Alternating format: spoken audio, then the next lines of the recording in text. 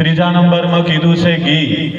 દૂધમાંથી જ ઘી બને છે, પણ દૂધ 54 કે 60 રૂપિયા લીટર થાય, એ જ વસ્તુ આગળ જતા 500 થી 700 રૂપિયા કિલો બની જાય છે. પંચામૃતનો આવો કઠિન પ્રશ્ન પૂછ્યો અને બધાએ જવાબ આપ્યો, ભેગા મળીને આપ્યો ને સાચો આપ્યો.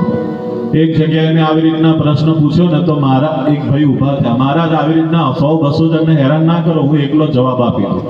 તો હું ખુશ થઈ ગયો, આ બરફ જેવો કદાચ ખૂણે ખાંચીથી સાચો જવાબ આવે તો પેલા ભાઈ આજુબાજુમાં બહુ જ આવવાની છે, અંદરથી ઓડકાર આવવાના છે, પણ આપણે શું ઓળખવાનું છે નહીં.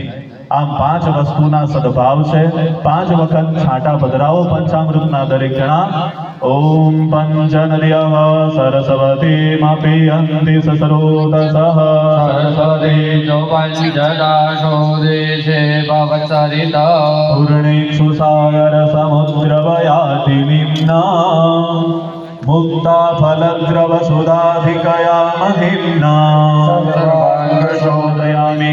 શુદ્ધ જળ 2 વાર છાંટો. પંચામૃતાંતે શુદ્ધોદક સ્નાનમ તદંતે શુદ્ધાચમનીયમ સમર્પયામિ.